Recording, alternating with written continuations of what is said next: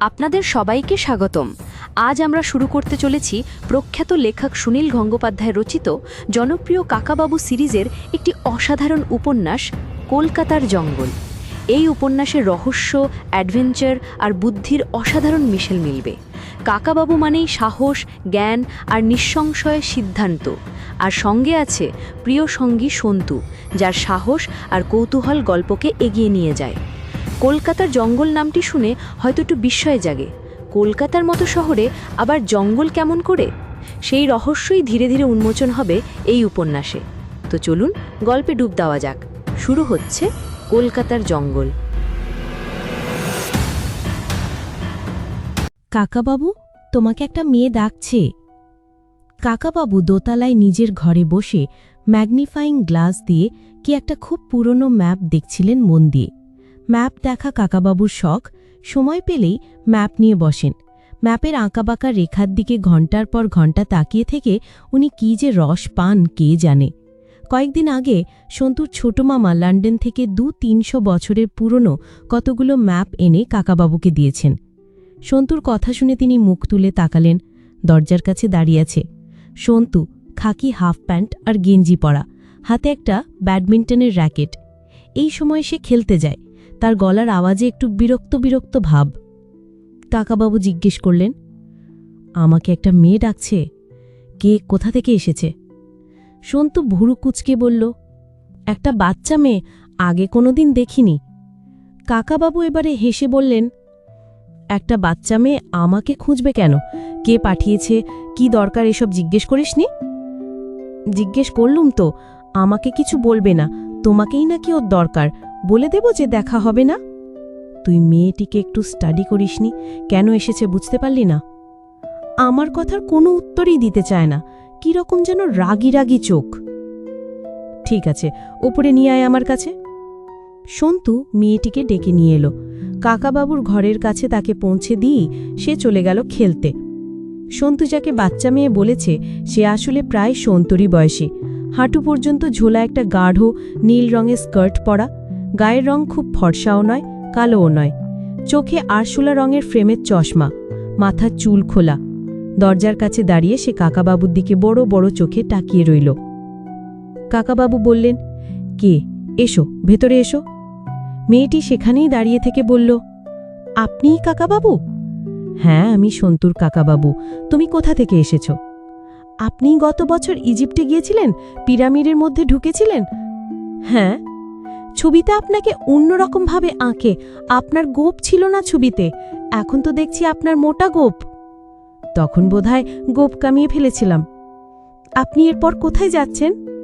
কেন বলো তো? ঠিক নেই কিছু। তাড়াতাড়ি ঠিক করে ফেলুন, আমি আপনার সঙ্গে যাব। এবার কাকাবাবু সারা মুখে হাসি ছড়িয়ে পড়ল। চোখ থেকে চশমাটা খুলে তিনি বললেন, তুমি আমার সঙ্গে যাবে? তা বেশ তো, কিন্তু তার আগে তোমার সঙ্গে আলাপ পরিচয় হোক। দাঁড়িয়ে দাঁড়িয়ে কি কথা হয়? তুমি এসে বসে। তোমার নাম কি? মেয়েটি পায়ে জুতো খুলে রাখল দরজার কাছে। তারপর কাকাবাবুর সামনের একটি চেয়ারে বসে বলল, আমার নাম দেবলীনা দত্ত। ব্যাস, ওইটুকুনি যথেষ্ট। আমার বাবা মায়ের নাম কিংবা আমি কোথায় থাকি সেসব জিজ্ঞেস করবেন না, তার কোনো দরকার নেই। কাকাবাবু বললেন, বাহ, বেশ, তুমিই তোমার পরিচয়। কিন্তু তুমি যদি আমার সঙ্গে বাইরে যাও তাহলে তোমার বাবা মায়ের অনুমতি লাগবে না? আমার মা নেই, আমার বাবা আমার কোনো কাজে বাধা দেন না। মাধ্যমিক পরীক্ষা হয়ে গেছে, এখন আমার 2 মাস ছুটি। এখন আমি আপনার সঙ্গে যে কোনো জায়গায় যেতে পারি। তুমি আমার ঠিকানা জানলে কি করে? আমাদের পাশের বাড়িতে রানা নামে একটা ছেলে আছে, ওরা নতুন এসেছে। সেই রানা একদিন বলছিল যে সে সন্তুকে চেনে। ওর বন্ধু সন্তু আন্দামানে, নেপালে, ইজিপ্টে অনেক অ্যাডভেঞ্চারে গেছে।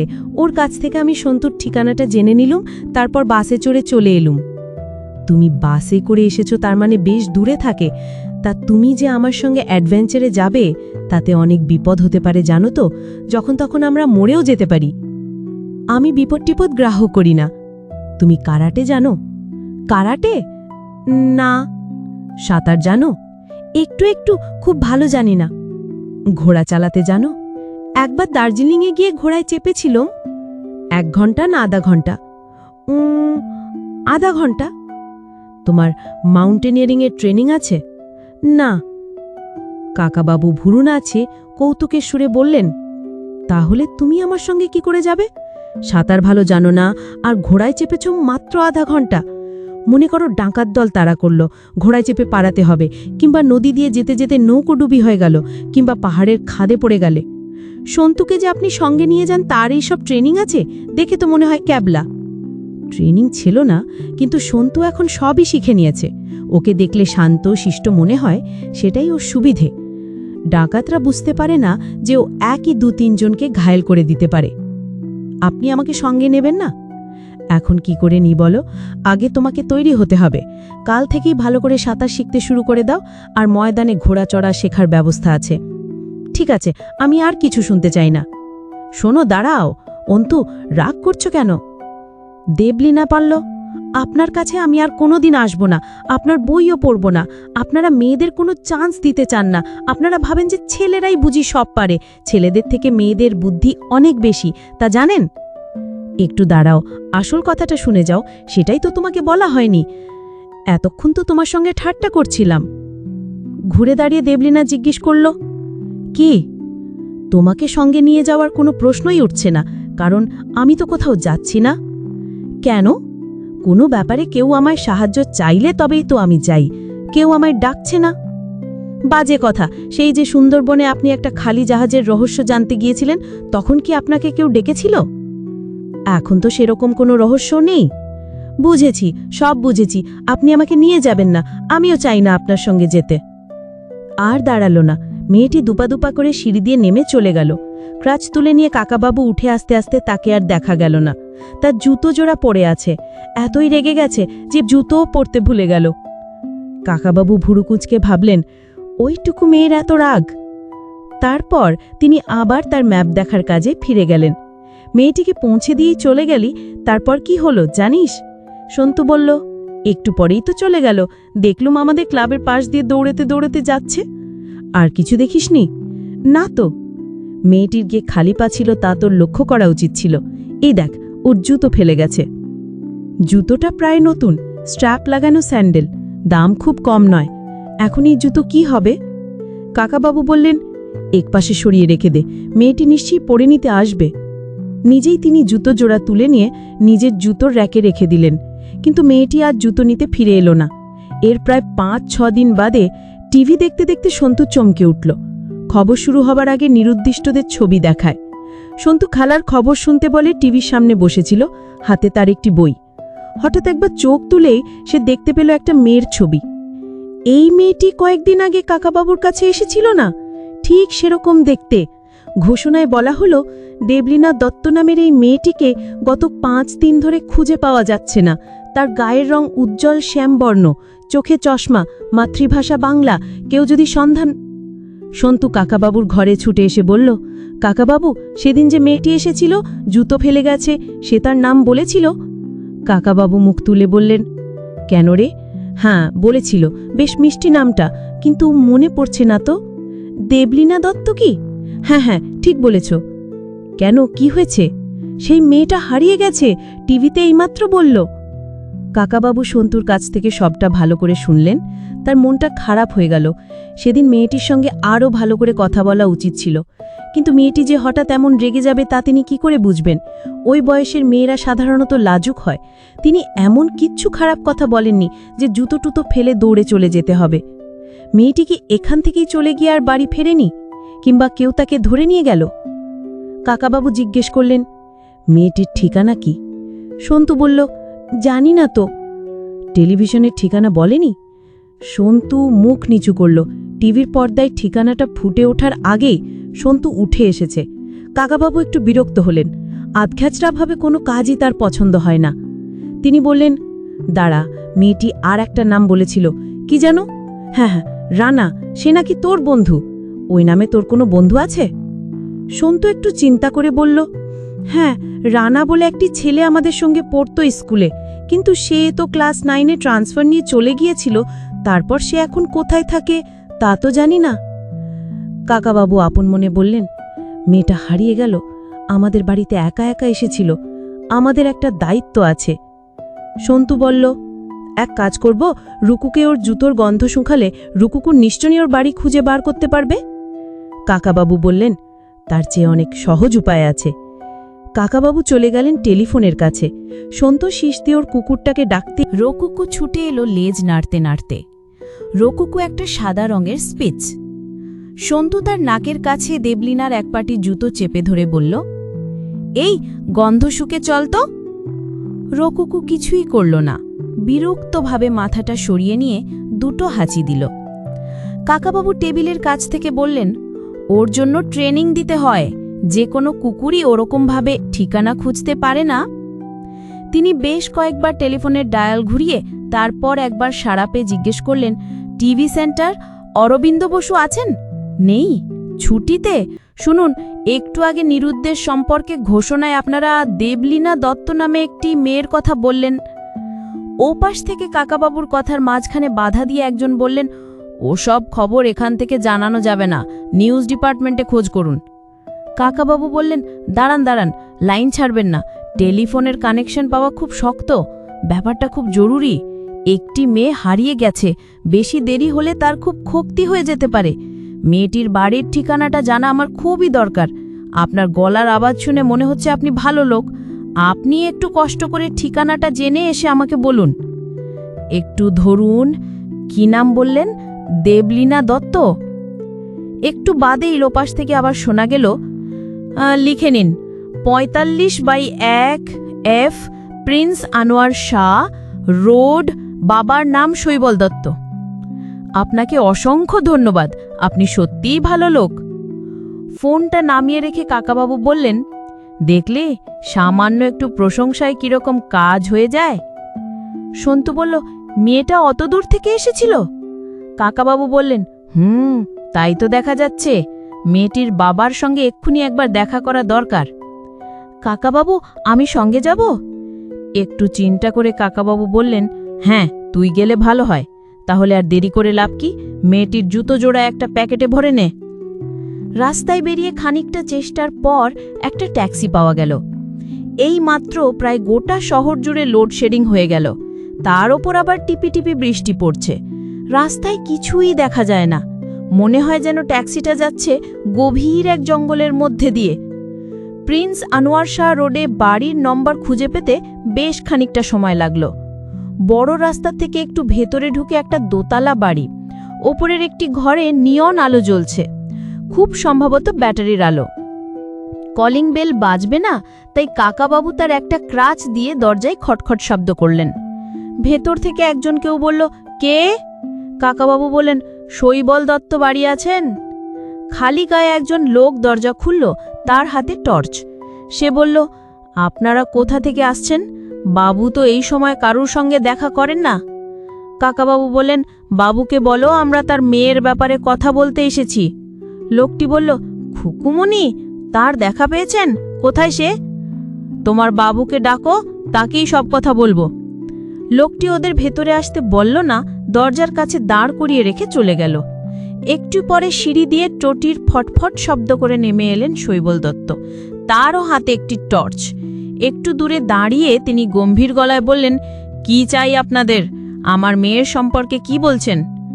কাকাবাবু একটু এগিয়ে যেতেই শৈবল দত্ত ধমক দিয়ে বললেন, কাছে আসবার দরকার নেই, যা বলবার ওইখান থেকেই বলুন। কাকাবাবু হেসে উঠে বললেন, সত্যি যা অন্ধকার, এর মধ্যে কারুকেই বিশ্বাস করা যায় না। আপনার ভয় নেই, আমরা চোর ডাকাত নই। আমি একজন খোড়া মানুষ, আপনার সঙ্গে দু একটা কাজের কথা বলতে এসেছি। শৈবল দত্ত কাকাবাবু ও সন্তুর সারা গায়ে ভালো করে টর্চের আলো ফেলে দেখলেন, তারপর বললেন, ঠিক আছে, ভেতরে আসুন। যা অবস্থা, এর মধ্যে কি আর ভদ্রতা সভ্যতা বজায় রাখার উপায় আছে? তিনি বসবার ঘরে দরজা খুললেন। খালি গায়ে লোকটি একটি জ্বলন্ত মোমবাতি দিয়ে গেল। সোফায় বসার পর কাকাবাবু বললেন, আমরা বাড়ি থেকে বেরুবার সঙ্গে সঙ্গে লোডশেডিং হলো। যদি আর 10 মিনিট আগে হতো তাহলে আমার এই ভাইপোটি টিভি দেখতে পারত না, আর আমরাও জানতে পারতুম না যে আপনার মেয়ে দেবলীনা হারিয়ে গেছে। শৈবল দত্ত পা জামা আর একটা বাটিকের পাঞ্জাবি পরে আছেন। 45-46 বছর মনে হয়, মাথায় অল্প টাক, চোখে মোটা ফ্রেমের চশমা। পকেট থেকে সিগারেট আর লাইটার বার করে প্রথমে নিজে একটি ধরালেন, তারপর কাকাবাবুর দিকে প্যাকেটটি বাড়িয়ে দিলেন। কাকাবাবু বললেন, ধন্যবাদ, আমার চলে না। আমি প্রথমেই একটা কথা জানতে চাই, আপনার মেয়ে কি ইচ্ছে করে বা রাগ করে বাড়ি থেকে চলে গেছে, অথবা সে হারিয়ে গেছে, বা কেউ জোর করে ধরে নিয়ে গেছে? আপনারা কি পুলিশের লোক? আমার প্রশ্নটা অনেকটা সেই রকমই শোনালো, তাই না? না, আমি পুলিশের লোক নই। আমার নাম রাজা রায়চৌধুরী। একসময় সেন্ট্রাল গভর্নমেন্টে চাকরি করতাম। আমার পায়ে অ্যাক্সিডেন্ট হবার পর আর কিছু করি না, বাড়িতেই থাকি। আর এ হচ্ছে আমার ভাইপো সন্তু। গত সপ্তাহে একদিন আপনার মেয়ে দেবলীনা আমার সঙ্গে দেখা করতে গিয়েছিল। সেই দিনটা ছিল মঙ্গলবার। শৈবল দত্ত বললেন, খুকু আপনার সঙ্গে দেখা করতে গিয়েছিল? সে আপনাকে চিনল কি করে? কাকাবাবু বললেন, কারুর কাছ থেকে আমার কথা শুনে টুনেছে বোধহয়। আমাকে সে আগে কোনোদিন দেখেনি। আমার ঠিকানা জোগাড় করে সে একলাই চলে গিয়েছিল আমার কাছে। শৈবল দত্ত ভুরু কুঁচকে বললেন, ঠিক বুঝতে পারলাম না। আমার মেয়ে আপনাকে চিনতো না, আগে কখনো দেখেনি, তবুও সে আপনার সঙ্গে দেখা করতে গেল কেন? সন্তু চুপ করে সব শুনছে। সে একটু অবাকও হচ্ছে। বেশিরভাগ মানুষই কাকাবাবুর নাম শুনেই চিনতে পারেন। অনেকেই নাম শোনা মাত্র বলে ওঠেন, ও আপনি সেই বিখ্যাত কাকাবাবু? আর এই ভদ্রলোক কিছুই খবর রাখেন না। কাকাবাবু একটু হেসে বললেন, আপনি শুনলে হয়তো বিশ্বাস করতে চাইবেন না, আমি এই খোঁড়া পা নিয়ে মাঝে মাঝেই পাহাড় পর্বতে যাই। পাহাড় পর্বতে বেড়াতে যান? ঠিক বেড়াতে নয়, একটা কিছু কাজ থাকে, অনেক দৌড়ঝাঁপ করতে হয়। আমার এই ভাইপোটিও আমার সঙ্গে থাকে। আপনার মেয়ে দেবলীনা এইসব কথা যেন কারোর কাছ থেকে শুনেছে, তাই সে আমার সঙ্গে দেখা করে বলল পরের বারে সেও আমার সঙ্গে যাবে। আমার মেয়ে আপনাকে চেনে না, শুনে না, অথচ সে আপনার সঙ্গে পাহাড়ে যেতে চাইল? আমি এর মানে বুঝতে পারছি না। আমি তো তাকে গতবারই দার্জিলিং নিয়ে গিয়েছিলাম, আমার সঙ্গেই তো সে যেতে পারে। তা তো পারেই, তবু সে আমার কাছে গিয়ে ওই প্রস্তাব দিল। আমি তাকে জিজ্ঞেস করলাম, তোমার বাবা মায়ের অনুমতি লাগবে না? তাতে সে বলল, আমার বাবা আমার কোনো কাজে বাধা দেন না। আমার মেয়ে এখন কোথায় আছে? আপনাদের বাড়িতে? না না না, এক সেকেন্ড দাঁড়ান, আমি এক্ষুনি আসছি। শৈবল দত্ত ঘর থেকে বেরিয়ে গেলেন। চুটির শব্দ শুনে বোঝা গেল তিনি সিঁড়ি দিয়ে ওপরে উঠছেন। কাকাবাবু মুচকি হেসে সন্তুকে জিজ্ঞেস করলেন, ভদ্রলোক উঠে কোথায় গেলেন বলো তো? সন্তু ভুরু কুচকে ভাবতার চেষ্টা করল। কাকাবাবু আবার বললেন, কারুকে টেলিফোন করতে, খুব সম্ভবত টেলিফোনটা দোতলায়। উনি আমার কথা ঠিক বুঝতে পারছেন না। সন্তু বলল, উনি যে তোমাকে চিনতে পারেননি, উনি কি কাগজ টাগজও পড়েন না? কাকাবাবু কবজি উল্টে ঘড়িটা দেখলেন, 9:45 বাজে। এই বাড়িতে অন্য লোকজনের কোনো সারা শব্দ পাওয়া যাচ্ছে না। রাস্তা দিয়ে বিকট গর্জন করে একটা মোটর বাইক গেল। শৈবল দত্ত আবার নিচে নেমে এসে কাকে যেন হুকুম করলেন সদর দরজাটা বন্ধ করে দিতে। তারপর ঘরে ঢুকে খানিকটা উত্তেজিতভাবে বললেন, মিস্টার রায়চৌধুরী, আপনাকে দেখে তো ভদ্রলোকই মনে হচ্ছে। আপনি কি উদ্দেশ্যে এসেছেন বুঝতে পারছি না। আপনি কত টাকা চান? টাকা? ও হো হো, আপনি কি ভেবেছেন? বাহ, আপনি আমার মেয়েকে পাহাড় পর্বতে বেড়াতে নিয়ে যাবেন, তার জন্য খরচ লাগবে না? সেটা চাইতেই তো আপনি এসেছেন আমার কাছে। কাকাবাবু শৈবল দত্তের মুখের দিকে এক দৃষ্টে তাকিয়ে রইলেন। তারপর আটক্কা জিজ্ঞেস করলেন, আপনার রিভলভারটার লাইসেন্স আছে আশা করি? শৈবল দত্ত একটু থতমত খেয়ে বললেন, হ্যাঁ আছে। হাতটা পকেট থেকে বার করুন। হঠাৎ আমাদের ওপর গুলি টুলি চালিয়ে বসবেন না যেন। আপনার মেয়ে হারিয়ে গেছে, সেই জন্য আপনি খুব অস্থির হয়ে আছেন বুঝতে পারছি, তবু অনুরোধ করছি একটু শান্ত হয়ে বসে আমার কথা শুনুন। শৈবল দত্ত কড়া গলায় বললেন, আগে আপনি জবাব দিন, আমার মেয়ে আপনার কাছে গিয়েছিল কেন? আপনি তাকে পাহাড় পর্বতে নিয়ে যাওয়ার লোভ দেখিয়েছিলেনই বা কেন? কাকাবাবু হা হা করে হেসে ওঠে বললেন, আমি তাকে লোভ দেখাবো কেন? বরং আমি রাজি হলুম না বলেই তো সে রেগে গেল। আপনার মেয়ে বড় রাগী। আপনি রাজি হননি? একটি অচেনা মেয়ে এসে এরকম অদ্ভুত প্রস্তাব দিলে কেউ রাজি হয়? তার বাবা মায়ের মতটা তো অন্তত আগে জানা দরকার। তাছাড়া আমার এখন বাইরে কোথাও যাওয়ার কথাও নেই। এই সব শুনে আপনার মেয়ে এমন রেগে গেল যে জুতো না পরেই দৌড়ে বেরিয়ে গেল। এই কথা শুনে শৈবর দত্তের মুখখানা বদলে গেল অনেকখানি। তিনি আস্তে আস্তে বললেন, খুকু ছোটবেলা থেকেই বড় জেদি, রাগ করে অনেকবার খালি পায়ে রাস্তা দিয়ে দৌড়েছে। ওর জুতো জোড়া আমরা সঙ্গে নিয়ে এসেছি, সন্তু বার করে দে। এই সময় আলো জ্বলে উঠল।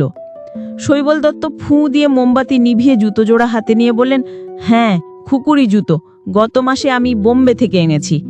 কাকাবাবু জিজ্ঞেস করলেন, দেবলীনা আমাদের বাড়িতে মঙ্গলবার গিয়েছিল, সেই দিন থেকেই কি ওকে খুঁজে পাওয়া যাচ্ছে না?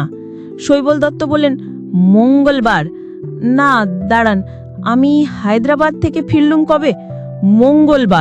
মঙ্গলবার রাত্রি আমি ফিরেছি। বুধবার সকালেও আমি খুকুর সঙ্গে কথা বলেছি। বুধবার বিকেল থেকে ওকে পাওয়া যাচ্ছে না। বাইরে একটা জিপ গাড়ি থামার আওয়াজ হলো। কাকাবাবু সন্তুর দিকে ফিরে বললেন, পুলিশ। তারপর শৈবল দত্তের দিকে তাকিয়ে কৌতুকের সুরে বললেন, বেশ তাড়াতাড়ি এসে গেছে তো, আপনার ফোন পাওয়া মাত্রই ছুটে এসেছে। শৈবল দত্ত লজ্জিতভাবে বললেন, আমার একজন বিশেষ বন্ধু, তাকে আসবার জন্য টেলিফোন করেছিলুম। অডিও উপন্যাস কলকাতার জঙ্গলের প্রথম খণ্ড শুনে যদি আপনি কাকাবাবু ও সন্তুর সেই রহস্যময় অভিযানে একবার ডুবে গিয়ে থাকেন, তবে অপেক্ষা করুন, আরও উত্তেজনা, রহস্য আর চমক অপেক্ষা করছে দ্বিতীয় খণ্ডে। রহস্য জমছে, অভিযান আরও গভীরে, কাকাবাবুর তীক্ষ্ণ বুদ্ধি এবার আরও এক ধাপ এগোবে। দ্বিতীয় খণ্ড শোনার জন্য প্রস্তুত থাকুন, কারণ প্রতিটি অধ্যায় উন্মোচিত হবে এক একটি চমক, যা আপনাকে বইয়ের পাতা থেকে সরতেই দেবে না। আপনার কৌতূহলই আমাদের অনুপ্রেরণা, তাই সঙ্গে থাকুন। শিগগিরই আসছে কলকাতার জঙ্গলের দ্বিতীয় খণ্ড।